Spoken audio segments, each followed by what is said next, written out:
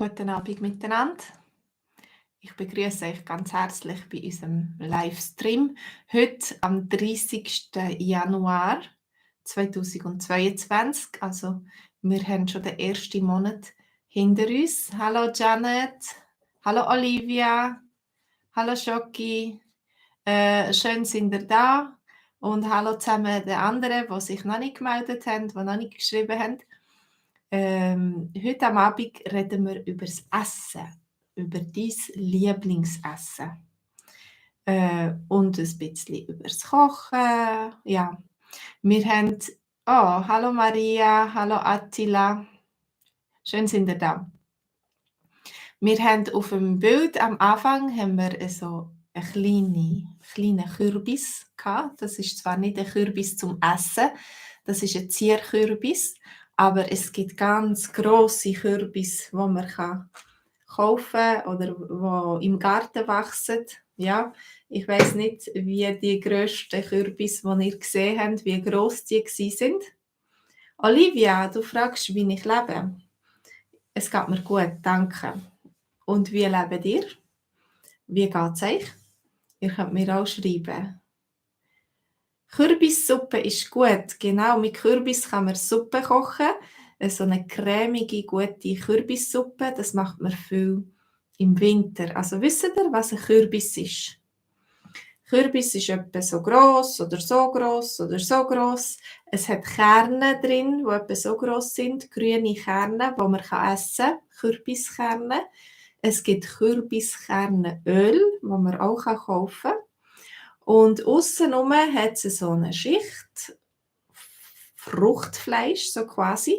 Fruchtfleisch, das man essen kann. Und aus dem macht man zum Beispiel auch Kürbis. An Halloween braucht man viel Kürbis zur Dekoration.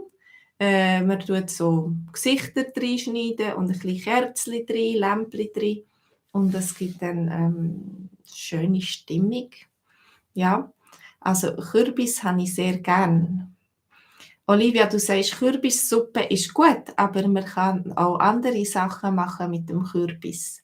Zum Beispiel kann man einen gefüllten Kürbis machen, so wie gefüllte Peperoni.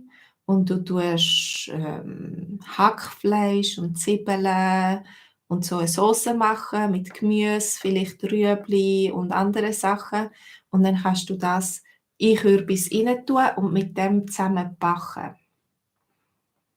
Genau, Olivia, Kürbis ist sehr dekorativ, ja, du sagst es.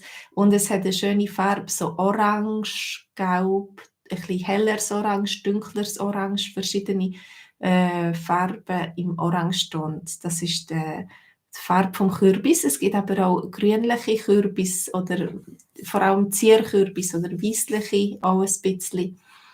Aber die Kürbissuppe ist eigentlich orange. Ja. Ich und mein Mann, wir haben am Erntedankfest so einen Wettbewerb mitgemacht und wir haben so einen grossen Kürbis gewonnen. Also der ist, ich weiß nicht, sicher etwa 6 Kilo schwer gewesen. Ich habe ihn nicht gemessen, das ist jetzt meine Schätzung. Und aus dem, da haben wir letzte angefangen und aus dem haben wir schon Kürbissuppe gemacht. Bei den Amerikanern ist Kürbiskuchen sehr beliebt. Den habe ich auch ganz gern. Kürbiskuchen. Habt ihr eigentlich schon Kürbiskuchen gegessen? So Pumpkin Pie auf Englisch. Das ist sehr bekannt, oder? Ich weiß nicht, ob ihr das schon kennt, ob ihr das schon gegessen habt. Die amerikanischen Rezepte, die sind immer ein bisschen süß. Also ich tue meistens weniger Zucker drin, wenn ich Kürbiskuchen mache, aber er ist trotzdem noch ganz gut.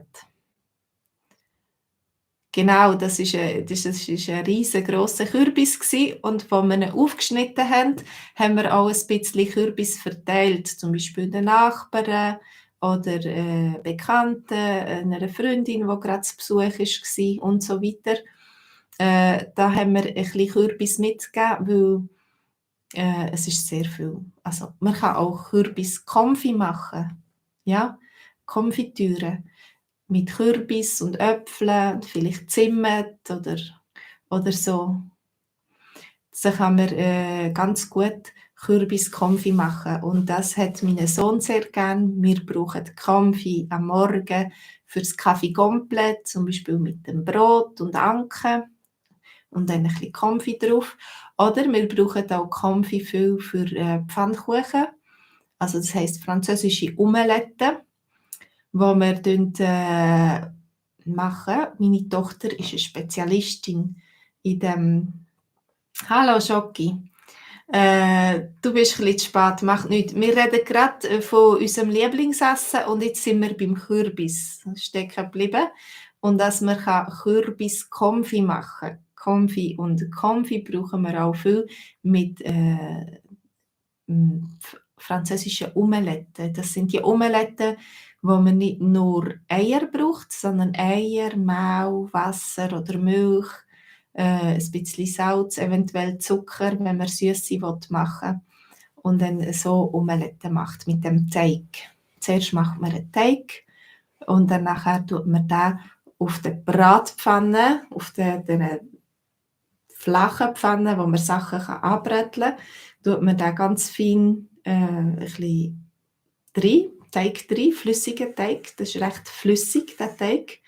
Und dann kann man ihn bräteln auf beiden Seiten. Und dann hat man schöne französische Omelette. Schocki, du tust gerne essen, du findest Lieblingsessen ein gutes Thema. Was ist dein Lieblingsessen? Ich habe vorher auch noch auf dem Bild am Anfang habe ich Peperoni in der Hand gehabt. Ja? Und an vielen Orten sagt man dem auch Paprika. Zum Beispiel mein Mann ist Polen heissen die Paprika, aber auch in Deutschland kann man dem Gemüse Paprika sagen. Es gibt sie rot oder blau nicht. Grüne Paprika, gelbe Paprika oder rote Paprika. Olivia, du hast auch gerne Gemüse. Sehr gut, ich habe auch gerne Gemüse. Ich habe gerne, wenn es mit dem Fleisch und mit anderen Sachen zusammen viel Gemüse gibt oder Salat. Also die Paprika, die sind rot und haben in der kleine Kernchen und man kann sie gut brauchen für zum Beispiel Ratatouille. Im Ratatouille braucht man sie. Was ist bei dir ganz anders, Schocki? Hast du lieber Fleisch als Gemüse vielleicht? Oder so. Und Paprika, das ist dann das Gewürz. Da habe ich Paprika-Gewürz. Das ist, dem sagen wir Paprika. Und das Gemüse, also das Paprika-Gewürz ist eigentlich aus dem Gemüse gemacht, nehme ich an. Die Frucht, die heisst Peperoni. Peperoni. Also Peperoni kann man auch gefüllte Peperoni machen oder man kann sie im Ofen machen, dass sie nachher so wie viele daraus gibt und man kann sie ins Einmachglas gut tun, zum ein Aperitif oder so. Olivia, du sagst auch, ein bisschen Fleisch ist ganz gut. Also du tust dich nicht ganz vegetarisch ernähren. Vegetarisch ist gut. Es gibt viele gute vegetarische Gerichte. Aber meine Familie, meine Buben vor allem, die haben sehr gerne Fleisch. Also ganz ohne Fleisch kochen, das geht glaube ich nicht. Aber ab und zu mal ein vegetarisches Gericht und ein bisschen, nicht jeden Tag Fleisch, das ist okay. Ja, wie seht ihr das? Muss man jeden Tag Fleisch essen oder kann man auch, tun ihr gar nie Fleisch essen, weil ihr Vegetarier sind oder sogar Veganer? Dann könnt ihr das auch schreiben. Ja, also, dann hat es noch anderes Gemüse. Ich bin am Samstag einkaufen und ich habe viel Gemüse gekauft. Zum Beispiel Brokkoli. Brokkoli, die kennen ihr, die sind so grün. Und meine Kinder sagen immer Bäume, oder von früher her haben sie ihnen Bäume gesagt, weil sie so baumähnlich aussehen. Hallo Sahir. Äh, du schreibst, ich habe Shakshuka kochen. Pasta Bolognese, Tuscansauce und Curry und so weiter. Also du bist ein versierter Koch, aber ich habe keine Ahnung, was das Shakshuka ist. Und Tuscansauce auch nicht. Also das ist etwas, was mir unbekannt ist. Ist das etwas aus deinem Land, von daheim, wo du kochen, ein Essen aus deiner Region? Oh, Lasagne ist auch sehr gut. Das gibt es, wenn unsere Kinder Geburtstag haben, weil das braucht ein bisschen länger zum Kochen und dann wünschen sie sich das auf ihren Geburtstag. Sonst machen wir meistens nur Bolognese-Sauce und mit Spaghetti. Das ist auch ganz gut. Aber sie freuen sich immer, wenn es auch Lasagne gibt. Und wenn wir Lasagne können essen können. Lasagne ist sehr gut zum Vorbereiten vorher, oder? Du kannst das ein bisschen im Voraus machen und dann einfach in den Ofen tun, bevor die Gäste kommen. Und dann hast du noch Zeit, um die ganze Küche zu putzen und den Tisch decken und alles machen, vorbereiten, dass dann alles perfekt ist. Oder einen Salat machen, wenn dann Gäste kommen, wenn du zum Beispiel Gäste hast. Sair, in der Schweiz ist es jetzt, ich muss mal schnell schauen, irgendwie nach der 8. Viertel ab 8. In der Schweiz ist es jetzt Viertel ab 8. Und du, wo bist du daheim, Sair? Wie spät ist es bei dir? Welche Zeit ist bei dir? Shashuka ist ein israelisches Gericht. Aha, das ist interessant. Ein israelisches Gericht. Aha, und Tukan-Sauce ist einfach aus Chicken Tukan. Olivia, du bist gut organisiert. Du kochst am Wochenende schon für die ganze Woche. Und dann hast du unter der Woche nicht so viel zu tun, wenn du kochen willst. Ich nehme an, du musst sehr viel arbeiten und hast nicht viel Zeit zum Kochen. Und darum tust du vorkochen am Samstag oder am Sonntag. Und das ist ganz gut, wenn du nicht einfach Fertiggericht kaufst aus dem Laden, aus dem Migros oder aus dem Coop, sondern dass du selber kochen mit frischen Sachen. Hallo Edi. Macht nichts. Wir reden immer noch über das Essen und über verschiedene Gemüse. Vorher habe ich noch von Brokkoli geredet. Ich habe letztens so einen guten Brokkolisalat entdeckt mit rohem Brokkoli. Also das war ein Rezept von Cookie Dough mit Brokkoli und Rotkabis. Also nicht Kabis ist ja da so ein runder Kopf, der Blätter hat, die ganz eng ineinander drin sind. Und dann gibt es den grünen Kabis und es gibt den roten Kabis. Und der Salat, ich weiß auch nicht mehr genau. Der hat eine spezielle Sauce gehabt, mit Honig noch und eben mit Brokkoli und Rotkabis. Und man hat noch eine Sonnenblumenkerne dazu tun. Und das war ganz gut gewesen.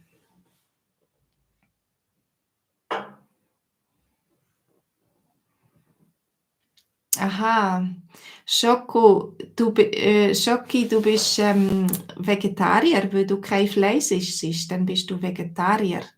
Und darum machst du Tuscan-Sauce, was sonst amigs mit dem Poulet zusammen gibt, tust du einfach mit Reis essen, weil du die Sauce sehr gerne hast. Cookie Dough. Ah, Olivia, du fragst, was ist Cookie Dough? Cookie Dough kommt vom englischen Cook, Cookie Dough. Und es ist so eine Online-Plattform, was viele Rezepte hat, viele verschiedene Rezepte. Entschuldigung, Tuscan-Sauce, nicht Tukan-Sauce, Tuscan, okay. Isahir, du bist von Afghanistan und es ist schon 1 am Morgen, ja. Du bist immer noch auf.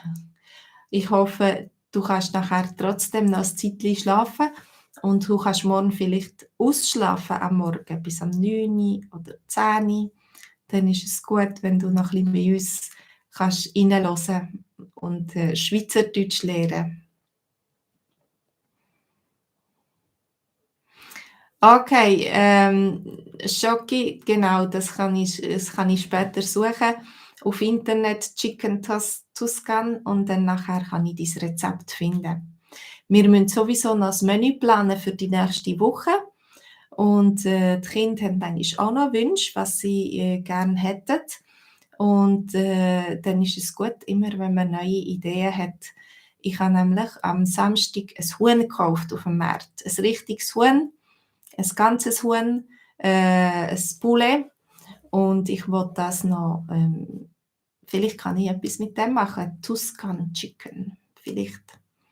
Das wäre gut. Oder ich tue es verschneiden in verschiedene Portionen, und dann tun wir Suppe machen und wir tun das Fleisch kochen und so.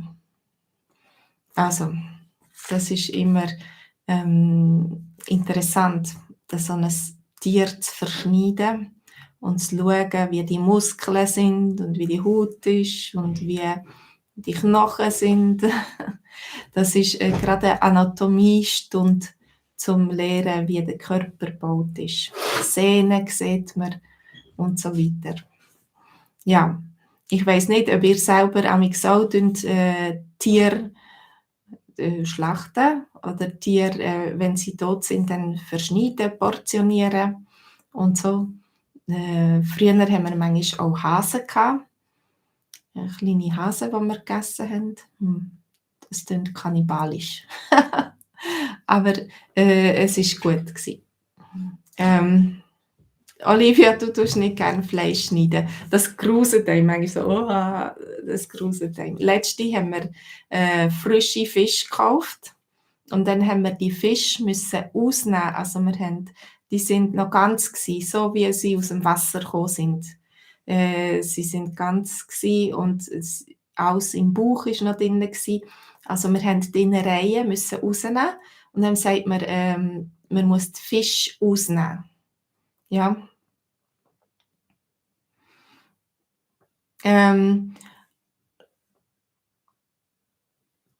Schoki, du sagst, du tust eure aus Spezialität kochen, und das ist usbekisches Plov oder Pilaf oder Plov.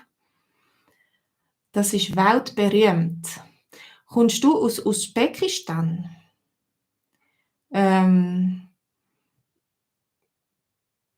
Genau, Olivia, einen Fisch ausnehmen, das heisst, wenn du ihm den Bauch aufschneidest und dann alle Innereien rausnimmst, also den Magen und den Darm und so, alle Innereien, musst du zuerst rausnehmen, bevor du nachher den Fisch kannst kochen.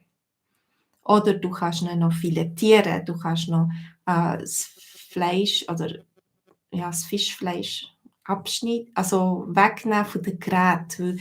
Weil wenn ein Fisch Knochen, was beim Huhn zum Beispiel Knochen sind beim Fisch Gräte.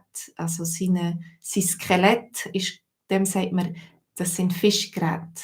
Ja, die Gräte muss man rausnehmen. Wenn man den Fisch schön filetiert, dann hat es nachher kein Grätchen mehr im Fisch, wenn du essen, und dann ist es angenehmer. Also weil wenn man Grätchen isst manchmal und sie da stecken bleiben, dann ist es nicht so gut.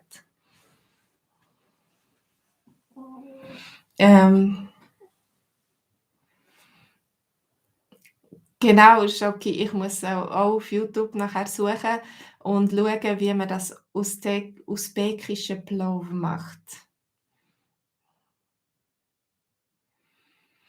Jetzt kochst du das Plov ohne Fisch, also das ist ein Fischgericht, Plov. Also nein, du kochst das ohne Fleisch, Entschuldigung. Fleisch und Fisch sehen ganz ähnlich aus. Ich habe nicht richtig gelesen. Also du kochst es ohne Fleisch. Das wäre ein Fleischgericht, wo du die vegetarische Version davon machst. Olivia, du findest Fische ausnehmen schwierig und grusig, ja. Und du, Schoki, kommst aus Taschkent, aus Usbekistan. Mhm.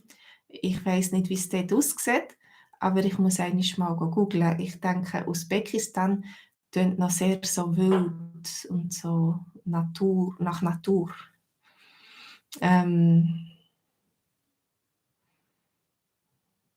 Edi, du willst eigentlich für die Olivia kochen. Und du zeigst mir, wie man einen Fisch muss ausnehmen muss. Natürlich, wenn man gerade ein frisches Produkt will, ein gutes Produkt, oder wenn man selber geht fischen, dann ist das sehr wichtig, dass man den Fisch selber ausnehmen kann. Man kann auch die ausgenommenen Fische kaufen.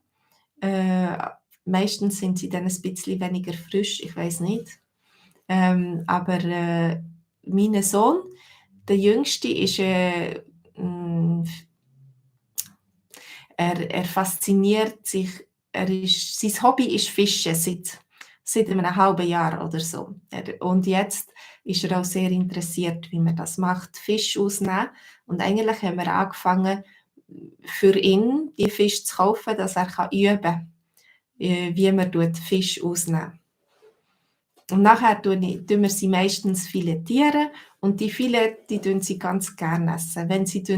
Wenn noch die Fisch, alle Grätchen im Fisch ist oder wenn der Fisch ganz ist und er schaut dich so an, wenn du essen mit seinen grossen Augen, dann ist es weniger appetitlich. Aber wenn ich bei der Familie Fischfilet mache, dann nachher essen das alle sehr gerne.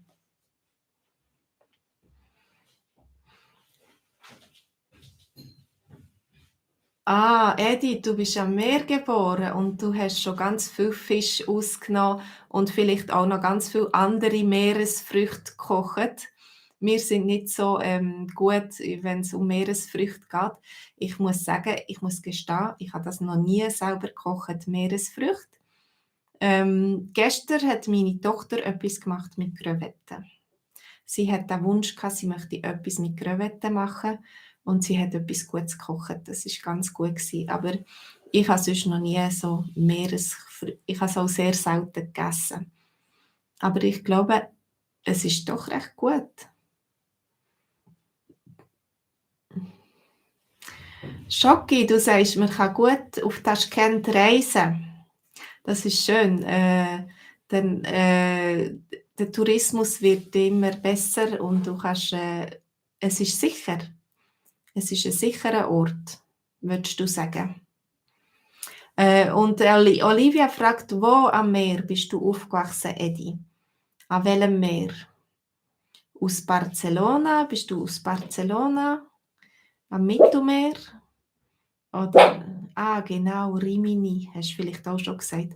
Am Mittelmeer. Mein Hund ist da und es ist jemand draussen. Also, das ist Italien, genau. Ist Rimini an der Adria? Oder ist Rimini am Mittelmeer? Adria ist die eine Seite also die östliche Seite, oder? Vom Stiefel von Italien.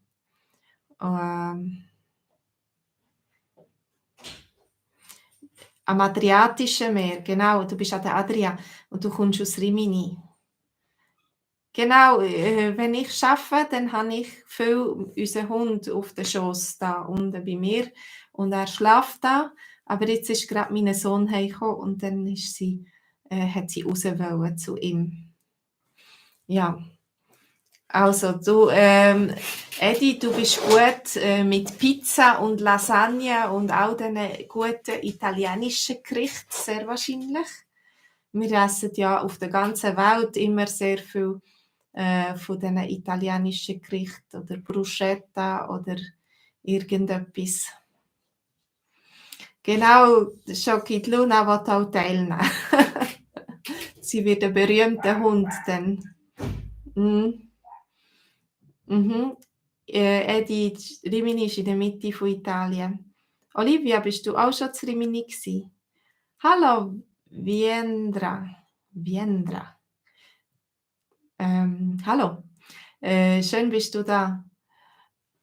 Olivia, du fragst, ob Luna, unser Hund, Schweizerdeutsch versteht. Und natürlich reden kann sie nicht.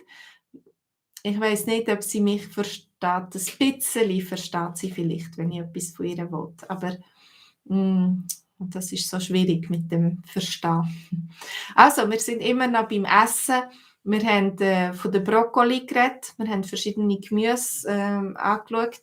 Wir haben vom Kürbis geredet, wir haben von der Peperoni geredet, der roten, gelben oder grünen Peperoni. Ich habe am liebsten die roten, die sind die süßesten für mich. Und dann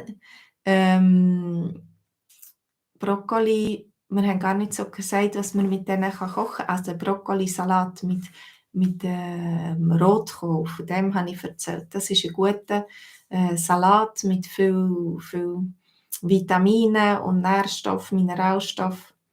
Das ist eigentlich etwas Neues für mich, einmal Brokkoli nicht kochen, sondern roh im Salat essen. Aber ich kann auch sehr gerne Gemüsedipp und da könnte man natürlich Brokkoli auch mitnehmen, dazu tun. Kennt ihr Gemüsedipp? Also man tut einfach verschiedene Gemüse aufschneiden und klein proportionieren und dann hat es einen guten Dip dazu aus Joghurt oder Quark oder noch Gewürz und so. Und dann nimmst du eigentlich mit den Fingern, das ist so Fingerfood, und du tust zum Beispiel ein Rüebli nehmen und gehst in die Soße oder Hummus kannst du auch nehmen. Hummus machen und dann kannst du das Gemüse so essen. Das ist ganz ein gutes Aperitif. Wenn du vor dem Essen deinen Gästen etwas geben willst, dann kannst du zum Beispiel eben so einen Gemüsedip machen. Ah, Edi, du machst selber Pizza, Pasta, Bruschetta, Fisch und alles. Kochen ist dein zweite Hobby, nach dem Schweizerdeutsch. Vielleicht. Ja, Bruschetta ist auch sehr gut, genau. Olivia, du hast gern Hummus. Genau, Hummus wird aus Kichererbsen gemacht. Also man tut die Kichererbsen kochen und dann so also vermixen, dass es so eine Paste gibt, die man auch aufs Brot tun oder so. Sahir, in der Schweiz hat es sicher Schnee in den Bergen. Im Tal hat es nicht immer Schnee. Also, aber in den Bergen kannst du Skifahren. In den Bergen hat es viel Schnee.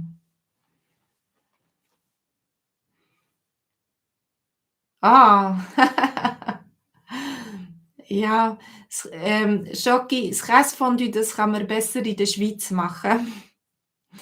Das müsste man importieren auf Polen, dass man kann, da gutes Käsefondue machen. Genau, Olivia, Kichererbsen, das sind die kleinen weißen Erbsli, die man meistens trocken kauft oder in den Büchsen oder so. Und man kann sie dann einlegen, über Nacht im Wasser einlegen und dann kann man sie kochen. Und das sind ganz gute, gesunde Kichererbsen. Sie haben viel Protein. Was auch ganz ähnlich sind Bohnen. Es gibt auch weiße Bohnen und rote Bohnen, so kleine, kleinere und grössere. Und die kann man auch vor dem Kochen muss man die einweichen, wenn man trockene kauft. Und dann nachher kann man sie kochen. Aber man muss zuerst etwa über Nacht so ein bisschen einweichen, dann muss man sie nicht so lang kochen. Olivia, du isst gern Kichererbsen, das ist gut. Ich esse auch gern Kichererbsen. Ich tue sie manchmal beim Kochen in ein Fleischgericht oder ich tue sie manchmal ich tue manchmal Hummus machen, zum Beispiel mit gedörrten Tomaten und das aufs Brot streichen. Das ist auch sehr gut. Ja, Kichererbsen. Genau. Und dann gehen wir zum nächsten Gemüse. Was ist euer Lieblingsgemüse?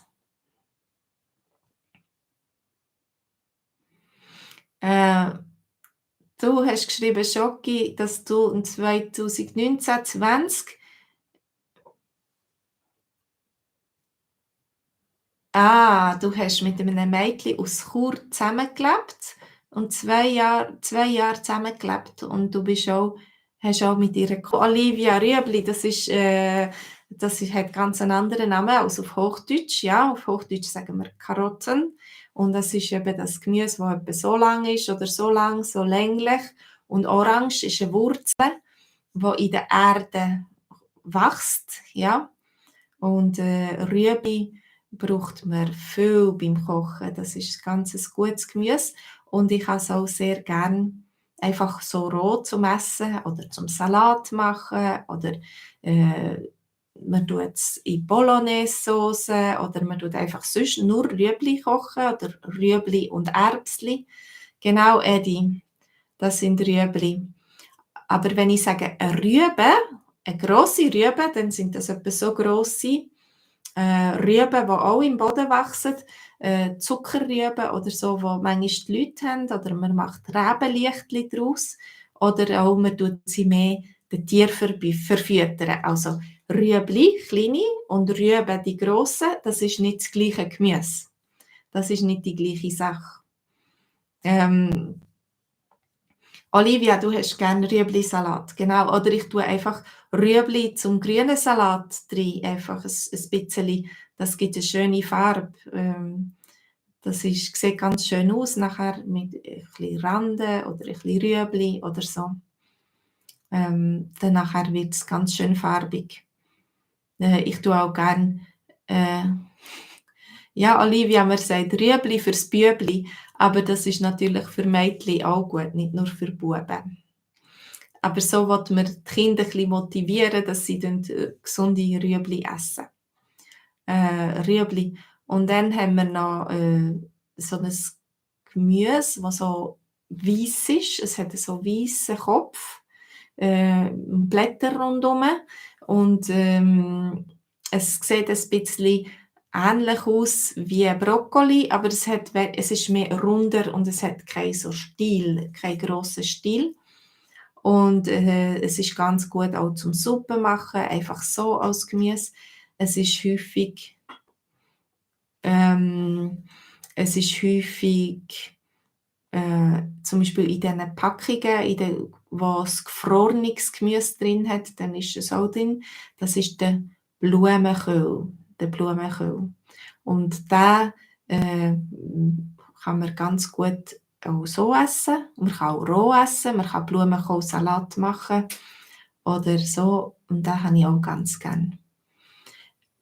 Wie möchten Sie frühstücken? Also, du fragst Schoki, was ich zum Morgen esse, so generell.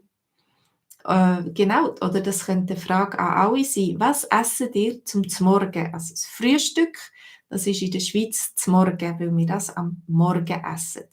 Und dann, wenn du arbeiten oder wenn die Kinder in die Schule gehen, das ist zwischen 9 und 10 oder so, gibt es eine Pause und dann kannst du das 9 essen.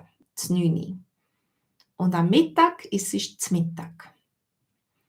Also, was möchtet ihr zum Morgen oder was esset ihr zum Morgen?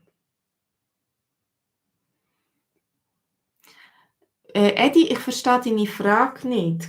Wir können Kuchen in verschiedenen Modus. Kuchen ist doch ein Dessert, ja? Also, du machst so einen runden Kuchen, Schokokuchen zum Beispiel oder eine Torte, eine Schwarzwälder Torte oder so, ein Rüeblikuchen, genau. Es gibt auch einen guten Rüeblikuchen, einen süßen, guten Rüeblikuchen. Oder Zucchini-Kuchen kann man auch machen. Die sind schön saftig, wenn es Gemüse hat im Kuchen oder Äpfel, dann nachher wird der Kuchen saftiger. Aber mit diesen Kuchen in verschiedenen Modus, Edi, verstehe ich nicht richtig. Olivia, du trinkst nur einen Kaffee zum Morgen, nichts anderes. Das ist ein bisschen wenig, ja. Und zum 9 trinkst du auch einen Kaffee, schon ein zweites Kaffee. Das ist viel Kaffee. Wenn das so weitergeht, dann trinkst du 5 Kaffee pro Tag. Zum Morgenessen, genau. Genau, Edi, nur Kaffee ist nicht gut. nicht nur meine Meinung da, Olivia. Da hat es noch andere, die so denken, nur Kaffee trinken, das ist nicht so gut.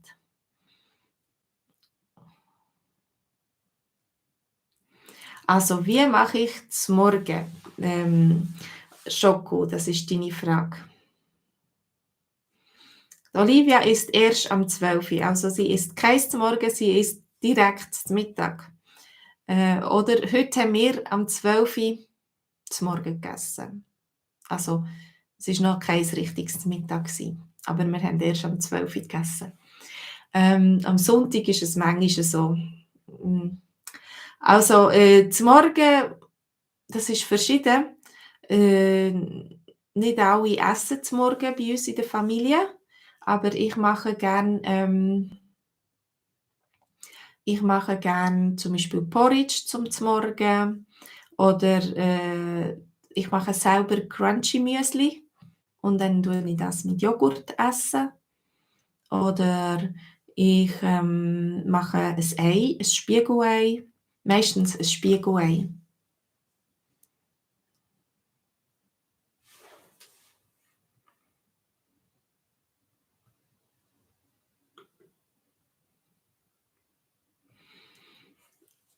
Eiweiß am Morgen ist gut. Alsatian, du sagst, du isst 2 Eier. Isst du jeden Morgen 2 Eier? Ich esse manchmal auch 2 Eier, aber nicht ganz jeden Morgen. Und du, Schoko, du nimmst auch nur einen Kaffee, Orangensaft und dann ist es fertig. Das Kaffee oder Orangensaft. Mhm. Das ist, glaube ich, nicht so gesund, nur ein Kaffee oder Orangensaft. Ich weiß nicht. Es muss jeder selber wissen, was ihm gut tut. Ich denke, es gibt so viele Theorien, was gut ist, was nicht gut ist. Intermittent Fasting, die das machen, die tun dann manchmal am Abend essen, dafür tun sie am Morgen nicht essen. Oder die anderen tun am Morgen gut essen und dafür essen sie am Abend nicht. Ich glaube, es ist auch nicht so gut, habe ich gehört, wenn man vor dem Schlafen zu viel Süßes isst. Oder generell, wenn man viel isst vor dem Schlafen, dann ist das nicht so gesund oder nicht so gut. Das geht dann einfach schneller ins Fett, weil man es nicht verbrennt, weil man die Energie, die man da anhäuft, die braucht man nicht, wenn man ins Bett geht. Ausser man hat einen intensiven Traum, der einem stresst und man muss umspringen, vielleicht. Dann nachher braucht man auch Energie, wer weiß.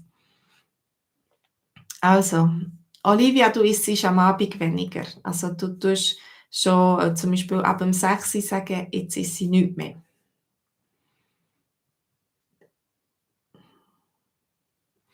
Genau, viele Leute machen heutzutage gar kein Morgen mehr. Das gibt's. Meine Tochter, die geht auch ohne Morgen aus dem Haus und ich kann sie nicht gut zwingen dazu, dass sie etwas isst, aber sie nimmt wenigstens ein Znüni mit. Am Wochenende ist es eine Ausnahme, Olivia, dass du so spät, dass du kein Morgen isst. Ähm, ähm, du machst ganzes Gutes Morgen, sagst du, Schoki. Und du trinkst gar keinen Kaffee.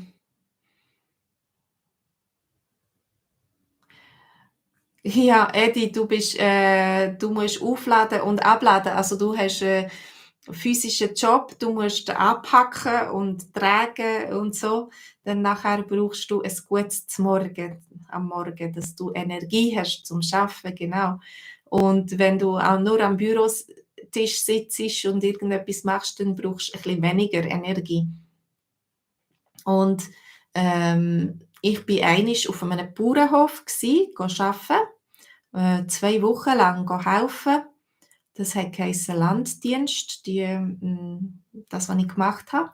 Und dann hat es jeden Morgen, zum Morgen hat's Rösti gegeben. Kennt ihr Rösti? Also die brätelten Herdöpfel. Man tut Herdöpfel raffeln zuerst, so auf einer Raffel. Und nachher tut man sie bräteln. 10 Minuten auf einer Seite, 10 Minuten auf der anderen Seite. Dann gibt es so wie ein Kuchen aus Herdöpfel. Und das ist Das ist sehr Währschaft, das gibt Energie, das ist gut, ein gutes zum Morgen. Und das hat's bei dem Bauer hat's jeden Morgen Rösti zum Morgen gegeben.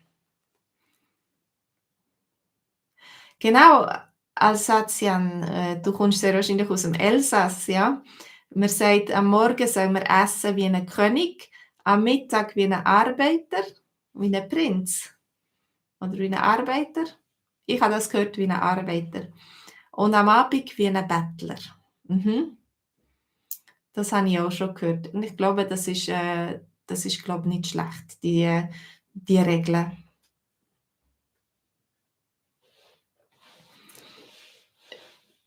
Schoko, du trinkst Tee, nur Tee, du trinkst keinen Kaffee. In dem Sinn meinst du? Genau, Olivia, Rösti zum Morgen, das ist für mich auch neu gewesen dann, dass man Rösti zum Morgen isst. Aber wenn du Energie brauchst, dann ist das ganz gut. Äh, Edi, du kennst auch Rösti, aber isst du Rösti zum Morgen? Es hat Ich finde es schneller Porridge gibt auch viel Kraft. Also, wenn du Haferbrei machen, würde man auf Deutsch sagen, aber wir haben meistens dem Porridge gesagt. Es tönt ein bisschen cooler. Und du tust Hafer kochen. Das ist etwas, was die Ross gerne haben. Hafer, wisst ihr was? So Haferflöckli. Haferflöckli tut man kochen mit Milch oder mit Wasser. Ich tue lieber mit Wasser sie kochen und dann nachher mit Joghurt essen dafür. Und das ist auch etwas Währschafts, es ist etwas, wo Energie gibt, wo Kraft gibt und wo schnell gemacht ist. Olivia, du findest Rösti gut ab und zu, aber nicht jeden Tag. Ja. Manchmal, wenn man jeden Tag das Gleiche isst, dann kann man sagen, es lampet mir aus den Ohren raus. Ich habe schon so genug, ich bin schon so voll, dass ich kommt schon bei da und da hat's bei den Ohren hat's Löcher und es kommt raus. Das lampet mir zu den Ohren raus. Du kannst sagen, wenn du genug hast von etwas, wenn du noch nicht mehr willst. Ja. Auch wenn zum Beispiel jemand immer das Gleiche sagt oder wenn du irgendwie immer das Gleiche musst machen oder so, dann kannst du auch sagen, hey, das lampet mir schon aus den Ohren raus. Schoko, Hummus, Radamerkäse, Kräuterkäse, Eiersalat für einen Brotaufstrich machst du. Und das ist dein Morgen. Das ist ganz ein reichhaltiges Morgen. Du hast ganz ein reichhaltiges Morgen mit Hummus und viel Käse und Eiersalat und Brot und vielleicht noch, bei uns gibt es sicher noch Peperoni dazu oder Gurken oder so.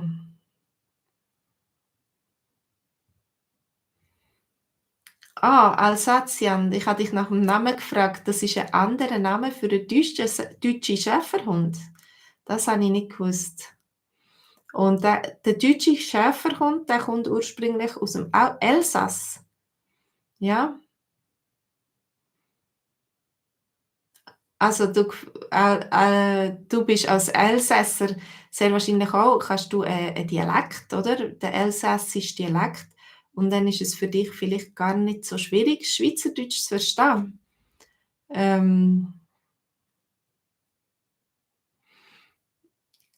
Genau, das ist eine gute Idee, das haben wir schon lange nicht mehr gemacht. Grüßbrei zum Morgen, das ist auch gut. Grüß. Ich weiß eigentlich gar nicht, aus was das Grüß ist. Ist das ein Grüß? Ist das äh, eine Art des Korn? Ich bin gar nicht sicher, ich muss das mal nachschauen. Was ist eigentlich Grüß? Aber Grüßbrei, das stimmt, das ist auch gut. Oder wir haben an Ostern immer einen Kuchen gemacht mit Grüß und Rosinli und etwas drin. Und der war auch ganz gut gewesen, immer. Mhm. Genau, was ist Grüßbrei? Kennt jemand das englische Wort dafür? Das englische Wort. Das ist so, Grüß ist so wie ein grobes Mehl sieht's aus. Und man kann's, wenn man es in kochendes Wasser tut, dann wird es sehr schnell zu einem dicken Brei. Ja. Oh, Edi, zum Zmorgen, dies Zmorgen. Du machst ein Brötli mit Prosciutto und Tomaten und dann, 'n italienischen Espresso.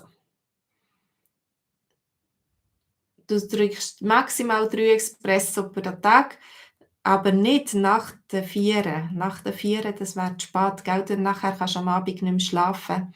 Ich merke es auch, wenn ich zu spät Kaffee trinke, dann bin ich merke ich am Abend nicht, wenn ich müde bin und dann gehe ich viel zu spät ins Bett. Semolina-Pudding, genau. Ja, Semolina. Mhm. Ja, Edi, du findest es besser, das nicht so süß zu machen.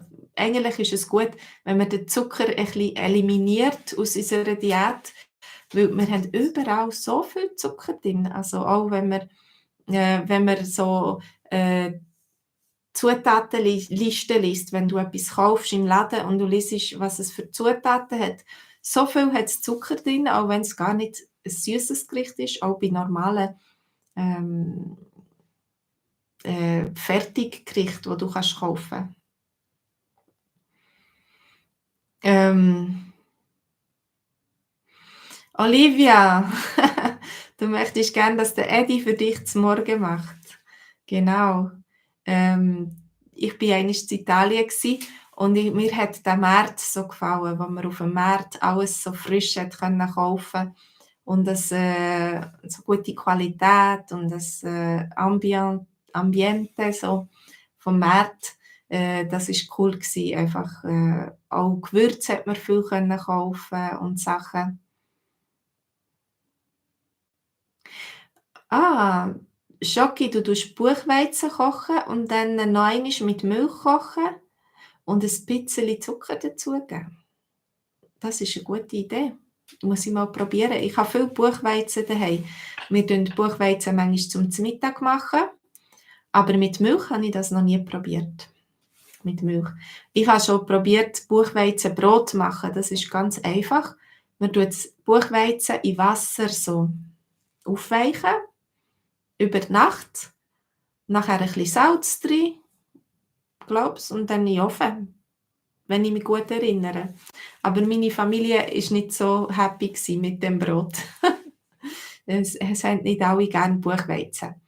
Aber das ist eine gute Idee. Buchweizen ist auch sehr gesund, es hat sehr viel Nährstoff und, ganz anders als Weissmehl, wo ganz viel Nährstoffe nicht mehr dort sind, weil im Vollkornmehl wäre es noch dabei, aber im Weissmehl ist es nachher dann raus, gesiebelt oder so. Ich tue eigentlich lieber Vollkornbrot essen als Weissbrot, ja. Im Weissbrot hat's viel, man wird gar nicht so satt. Also, wenn ich für unsere Familie so 'n Weissbrot kaufe, dann langt das nieneine. Wir haben 4 Kinder und alle haben Hunger und sie haben sehr gern frisches Weissbrot. Und dann nachher muss ich immer schauen, dass ich genug Brot kaufe. Aber wenn ich zum Beispiel Vollkornbrot kaufe oder noch Brot mit Sonnenblumenkernen oder anderen Kernen drin, dann nachher lenkt das weiter. Also, man ist schneller satt. Ja, es ist, nährhafter, ja, nahrhafter. Man hat, äh man hat auch etwas davon, man hat mehr Mineralien und Vitamine oder was es auch alles da drin hat. Also, du Schoki, du schreibst, vom Buchweizen, das habe ich so gesagt. Zuerst muss man die Milch kochen und nachher den 6 Esslöffel Grießbrei reintun und ein bisschen Zucker. Das ist das Rezept für das, Grießbrei zum Morgen.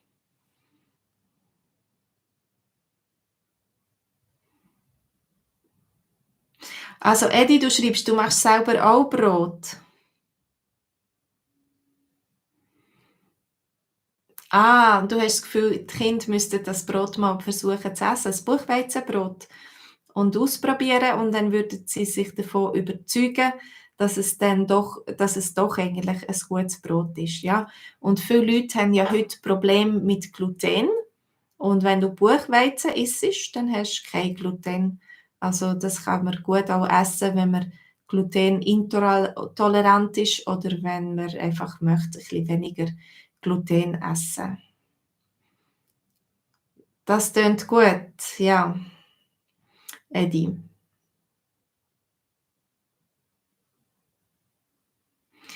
Genau, Schoko. Semolina heisst auf Polnisch Kascha manna. Du bist gut. Ja, meine Familie hat das eigentlich auch gern, aber wir haben das schon lange nicht mehr gemacht. Das stimmt. Ja, also, jetzt haben wir viel vom Zmorgen geredet und chattet miteinander. Wie ist es mit dem Zmittag? Esset ihr am Mittag nur so einen kleinen Lunch? Ja, wie es auf Englisch heisst, Lunch, so irgendein Sandwich oder irgendetwas während der Arbeit, etwas Kleines? Oder könnt ihr am Mittag richtig gut zu Mittag essen, ein richtiges Menü eventuell mit Fleisch und Gemüse und Herdöpfel oder Spaghetti oder irgendetwas?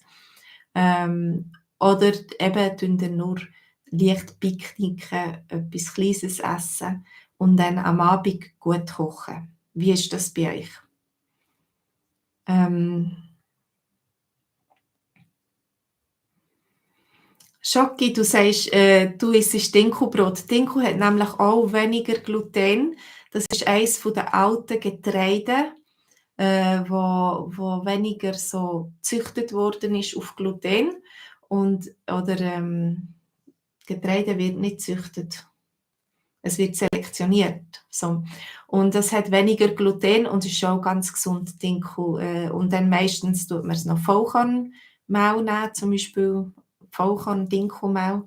Und dann ist das ganz etwas anderes als einfach ein Weissmehl. Mhm.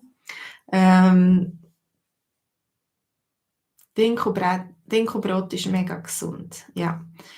Das Mittag ist am 12 Uhr in der Schweiz. Ich weiß nicht, wie es bei euch ist. Ist bei euch das Mittag am 12 Uhr? Bei uns in der Familie haben wir immer am 12 Uhr zu Mittag gegessen. 12 Uhr, halb eins. Also wir sind am Morgen in die Schule gegangen, am Mittag heimgekommen und die Mami hat gekocht. Meine Mami, als wir noch klein waren, hat meine Mami nicht gearbeitet. Sie war daheim, sie war Hausfrau. Und dann haben wir immer ein gutes Mittag gehabt, am Mittag. Und dann sind wir am Nachmittag noch einmal in die Schule gegangen. Und am Abend hat es einfach ein Kaffee komplett gegeben oder so etwas Kleineres hat's am Abend gegeben zum Essen. Aber heute ist es bei meiner Familie nicht ganz so, weil niemand zu der gleichen Zeit Mittagspause hat und alle essen ein bisschen anders und sie nehmen etwas, das Picknick mit in die Schule, ein Sandwich oder so.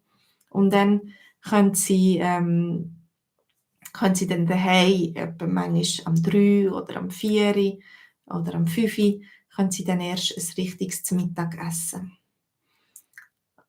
Also, jetzt muss ich da, es haben viele Leute geschrieben. Muss ich da schauen, was ihr da noch geschrieben hat. Olivia, du schreibst, du hast Bärenhunger am Mittag. Also du hast ganz, ganz fest Hunger, so wie ein Bär am Mittag. Genau, Schoki, dir ist es auch wichtig, gut zu essen am Mittag. Also du isst sehr wahrscheinlich etwas Richtiges.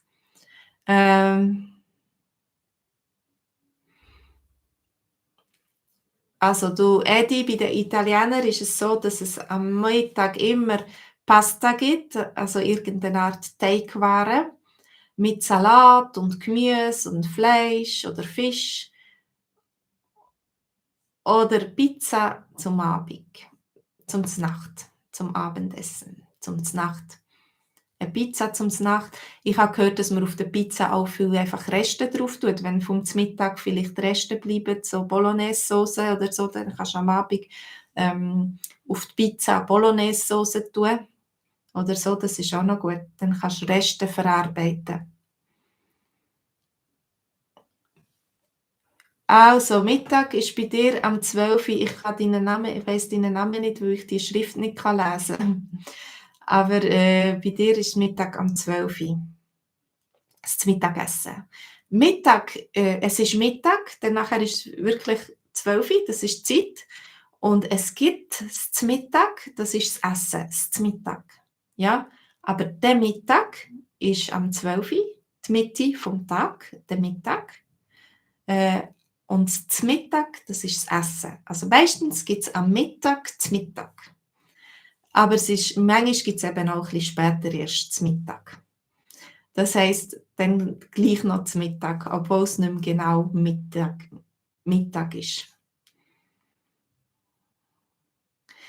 Sahir, ich bin eine Lehrerin, ja, aber mein Dialekt ist ähnlich zum Berndeutsch.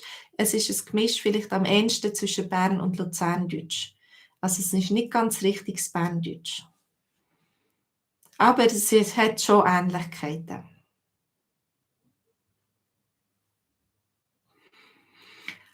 Olivia, du hast das Video mit meiner Mami gesehen und das ist ganz interessant. Ja, ich habe einmal ein Interview gemacht mit meiner Mutter und sie hat so aus ihrem Leben erzählt und was sie gemacht hat in Afrika. Ich bin zum Beispiel in Afrika geboren. Sie hat 3 Jahre lang dort gelebt und sie hat ein bisschen von dieser Zeit erzählt. Das ist für mich auch ganz interessant gewesen, das Interview. Schoki, bei dir ist es Morgen und das Mittag ist ganz wichtig. Und dann, wenn du zum Beispiel von der Arbeit heimkommst oder so, dann kann man ein kleines Zvieri essen. Also um die 4, vielleicht am 4, am 5 oder so, am Nachmittag, so einen kleineren Snack am Nachmittag, dem sagt man Zvieri. Auch wenn es nicht genau am 4 ist. Aber zu 4 kann man zum Beispiel einen Apfel essen oder ein Stückchen Kuchen oder ein bisschen Schoki oder was könnte man noch zu 4 essen? Ein Guetzli oder irgendeine so eine Getreideriegel oder so, ein Farmer, so etwas. Olivia, du fragst mich, ob meine Mami von Zürich ist. Genau. Aber mein Dialekt ist nicht ganz so Zürich-Dialekt, weil ich sage das L nicht immer richtig. Also es gibt die Dialekte, die weiter weg sind von Deutschland. Zürich ist ja nach bei Deutschland, Schaffhauser oder Basler Dialekt oder so, die sind nach von Deutschland. Und die weiter weg sind von Deutschland, die haben dann eine Veränderung im Vokal und die sagen nicht mehr viel, alles oder schnell, so wie in Zürich, sondern ich sage viel, alles und schnell. Darum ist es doch ein bisschen weiter weg vom Zürichdeutsch. Aber meine Mami redet Zürichdeutsch daheim. Ja. Das Abendessen, Edi, du kannst sagen das Abendessen oder du kannst sagen das Znacht. Sehr häufig sagen wir Znacht. Also zum Beispiel kannst du den Kindern rufen, hey, das Znacht ist bereit, kommt essen. Oder du kannst jemanden zum Znachtessen einladen, wenn du eine gute Pizza machen willst oder eine Lasagne oder etwas, dann kannst du auch jemanden zum Znacht einladen. Und ja, vielleicht am Freitag zum Znacht oder am Samstag zum Znacht kannst du Besuch einladen. Oder es gibt Leute, die nicht viel Znacht essen, die einfach vielleicht noch etwas trinken. Genau, Znacht. Ich würde es zusammenschreiben. Z und Nacht zusammenschreiben, weil das ist wirklich fast wie ein Wort. Olivia, du sagst, die Nacht ist für dich nicht so wichtig, aber das Mittagessen ist wichtiger, genau. Das Mittagessen ist am Mittag und dann hat dein Magen Zeit zum Verdauen und du gehst nicht mit vollem Bauch ins Bett, wenn du nicht so viel zur Nacht isst. Es kommt auch darauf an, um welche Zeit dass du zur Nacht isst. Bei uns ist es so, wenn wir dann erst am 4 Uhr zu Mittag essen, dann haben die Kinder am 6 Uhr keinen Hunger. Und dann essen wir erst relativ spät zur Nacht und das ist dann für mich weniger gut oder ich habe das weniger gern, wenn wir so spät zu Nacht essen und dann nachher, vor dem ins Bett gehen noch so viel essen, dann ist sie auch eher ein bisschen weniger. Ja. Aber für uns ist das Nachtessen wichtig, weil am Tag alle unterwegs sind und so und die Nacht ist dann die Zeit, wo alle zusammen am Tisch können sitzen, wo wir Kontakt miteinander haben, wo wir miteinander reden können und austauschen und zusammen sein als Familie. Damit generell ist das Essen und am Tisch sein miteinander sehr wichtig für den Zusammenhalt der Familie, dass wir ja, für den Kontakt untereinander, das ist immer etwas, was uns wieder zusammenbringt, wo auch alle, die Hunger haben, kommen zusammen und dann, das ist dann die Priorität, dass man dann essen miteinander und dass man miteinander reden kann. Und das ist immer sehr gut, dass wir ja, genug einen guten Kontakt hat untereinander in der Familie, dass man sich nicht verliert. Wenn jeder sein Programm hat und jeder immer wieder unterwegs ist und etwas anderes macht, dann ist das für mich sehr wichtig, dass wir zusammen zu Nacht essen können.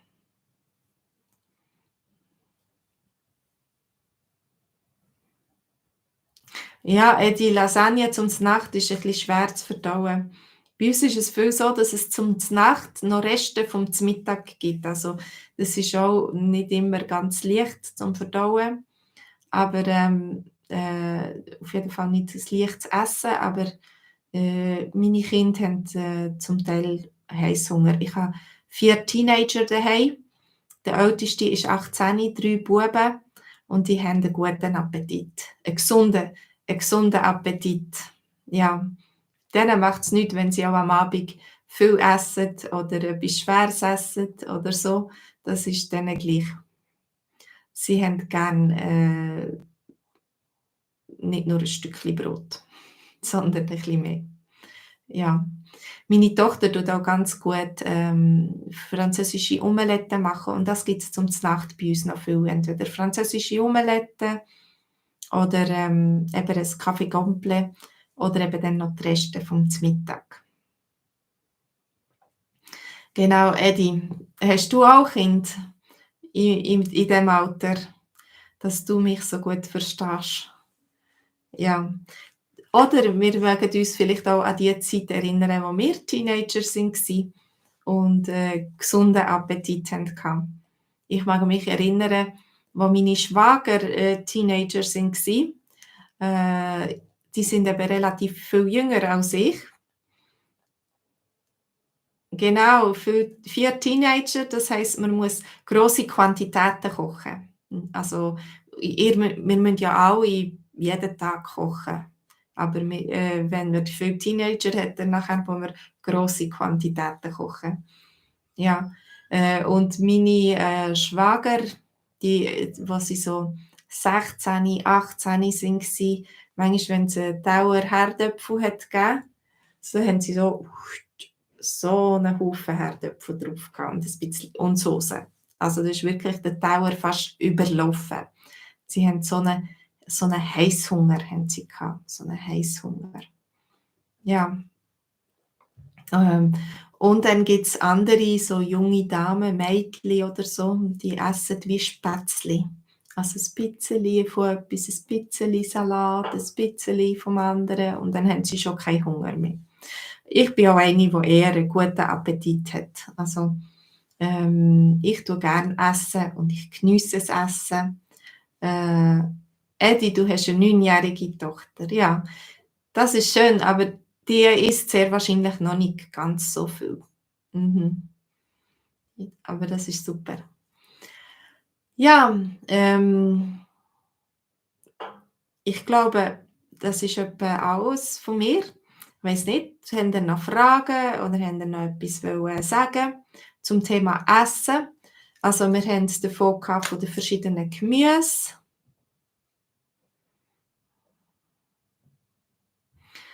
Hallo, du mit der Lampe. Du willst Arbeit suchen. Ich denke, du musst es nicht aufgeben. Du musst immer wieder versuchen und dich nicht demotivieren. Und irgendeinmal findest du schon den richtigen Job. Was vielleicht auch gut ist, wenn du auf LinkedIn bist oder so. Ja, also wir haben es von diesen verschiedenen Gemüse, was es gibt. Ja, wir haben vielleicht noch nicht alle ganz aufgezählt. Vielleicht habt ihr noch andere, die ich vergessen habe und die ihr sehr gerne habt. Dann könnt ihr das schreiben. Dann haben wir es davon gehabt, wie die Mahlzeiten am Tag heissen. Also am Morgen gibt es zum Morgen, dann gibt es zum 9 vielleicht einen Apfel oder etwas während dem Morgen, etwas Kleineres. Dann gibt es am Mittag zum Mittag. Ganz viele Leute essen gut zum Mittag. Ihr habt auch gesagt, es ist wichtig, dass man ein richtiges zum Mittag hat, ein gutes zum Mittag. Nicht so wie in England, wo es nur ein Lunch gibt, sondern so ein Dinner zum Mittag. Und dann gibt es am Nachmittag vielleicht noch ein kleines Zvieri, bevor es dann am Abend zur Nacht gibt. Zur Nacht. Also zum Morgen, zum 9, zum Mittag, zum 4, zur Nacht.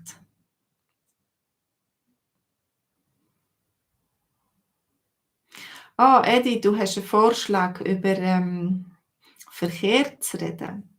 Ja, das ist auch eine gute Idee, über den Verkehr.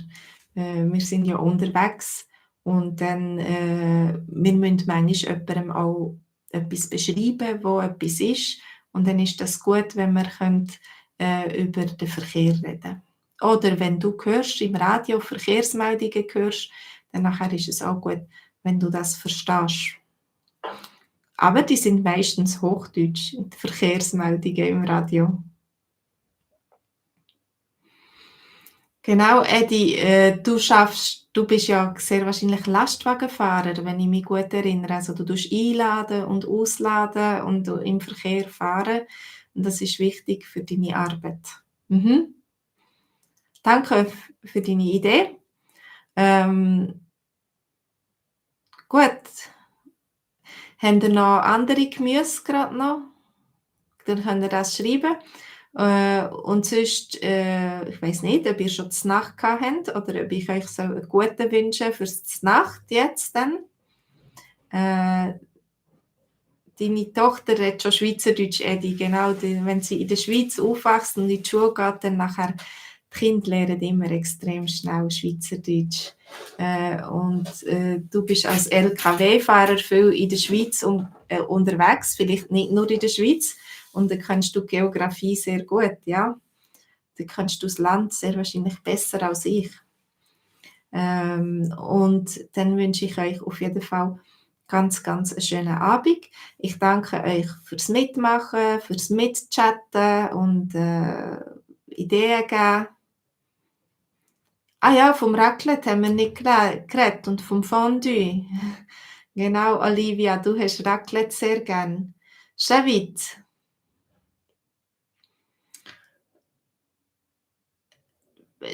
du kannst online zu mir in den Kurs kommen, aber ich rede nicht Baseldeutsch. Ich denke, das hilft dir, zum Baseldeutsch zu verstehen. Aber wenn du jemanden suchst, der wirklich Baseldeutsch redet, könntest du vielleicht Einzellektionen haben mit einer Person, die ich kenne, die Baseldeutsch redet. Ja, dann müsstest du mir ein E-Mail schreiben. Ah, Edi, du fährst nur in der Schweiz, das ist gut, dann kannst du sehr wahrscheinlich regelmäßig am Abend heim und du bist nicht zu lang unterwegs, ohne dass du deine Familie siehst. Mhm. Ja, als LKW-Fahrer bist du immer in deiner Kabine im Lastwagen. Vielleicht hast du so ein Radiogerät, wo mit anderen kannst funken oder so, aber stimmt, da hast du weniger Zeit zum Deutsch reden mit anderen. Aber du kannst zum Beispiel Schweizer Radio einstellen und Radio hören und andere Sachen, Schweizerdeutsch hören, viel hören. Du hast viel Zeit zum Hören. Und das ist doch sehr gut, wenn man eine Sprache lernen will. Mhm. Ja, Shevit, melde dich bei mir. Ich denke, unser Schweizerdeutschkurs am Montagabend, der ist sicher eine gute Sache. Und dann nachher verstehst du auch schneller, was Basler sagen. Äh, Olivia, du findest Baslerdeutsch einfach. Also ich verstehe Basler gut, wenn sie reden, aber ich bin jetzt zu wenig sicher, um das nachzumachen, um das zu kopieren, was sie sagen, wie sie reden. Ja, das ist vielleicht ganz näher am Elsässischen noch, das Baslerdeutsch. Genau, Edi, du kannst auch an unserem Schweizerdeutschkurs mitmachen am Montagabend. Und wenn du nicht Zeit hast am Montagabend, dann kannst du ihn vielleicht unterwegs auch hören. Und dort lernst du ganz viel Wortschatz und dann nachher verstehst du immer mehr. Ja, den Schweizerdeutschkurs haben wir immer übersetzt auch ins Englische. Oder du kannst dann das Englische mit Google übersetzen in deine Sprache.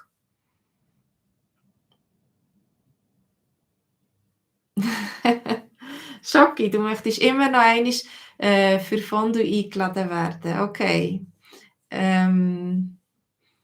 Also, melde dich mal, wenn du in Danzig bist oder wenn du in Polen bist. Äh, Stockende. Edi, du fragst mich eine Frage, die ich gar nicht sehe. Bei einem Spiel kommt plötzlich Stockende und dann weiss ich nicht genau, was du meinst. Stockender Verkehr. Genau, stockender Verkehr, das gibt es manchmal in den Verkehrsansagen. Das heisst, wenn der Verkehr nicht flüssig läuft, sondern wenn es einfach so ein bisschen fährt und dann wieder Stopp ist und dann wieder kannst du ein bisschen fahren und dann wieder Stopp ist. Es ist ein bisschen etwas zwischen Stau und fließendem normalem Verkehr, der stockende Verkehr. Aber beim Spiel, was das heisst, stockende, ich müsste wissen, was für ein Spiel das ist und was für einen Kontext und dann könnte ich dir das vielleicht erklären. Hallo Abdullah, danke, mir geht's gut. Und dir? Hallo Attila, genau, Step by Step, langsam. Wir sind langsam am Fertigmachen. Du hast unten den Link und du kannst auf meine Homepage gehen und du kannst dich einschreiben für einen Schweizerdeutschkurs, wenn du noch nicht genug hast, wenn du noch mehr Schweizerdeutsch möchtest lernen und noch mehr mit schönen Geschichten und Dialog, dann nachher kannst du dich einschreiben. 1 Monat lang ist gratis, du kannst das testen und schauen, wie es geht, ob dir das gefällt, ob das gut ist für dich. Und nachher gibt es ein Abo, das du jeden Monat zahlen. Also geh mal schauen auf den Link. Ich denke, das ist ein gutes Angebot. Ja, Schoko, dann komm doch einmal in den Norden. Du wohnst in Breslau, dann kannst du in Dings, ich weiß nicht, ob es bei euch ein Pendolino hat und mit dem Pendolino raufkommen. Gut, merci vielmals. Ich wünsche euch eine ganz gute Zeit, ganz eine gute Woche. Habt's gut. Das ist schon das Ende vom Januar. Also ein schönes, gutes Ende vom Januar und einen guten Start im Februar wünsche ich euch. Wir haben im Februar Skiferien. Ich weiß nicht, wie es bei euch ist, ob ihr auch ein bisschen Ferien habt, aber es wird sicher ein guter Monat. Danke vielmals, macht's gut und wenn ihr noch mehr möchtet von Schweizerdeutsch, dann meldet euch. Da unten ist der Link für meine Homepage und ihr könnt euch auch einschreiben im Kurs. Und dann sehen wir uns regelmässig jeden Montagabend für mehr Schweizerdeutsch. Macht's gut. Tschüss zusammen.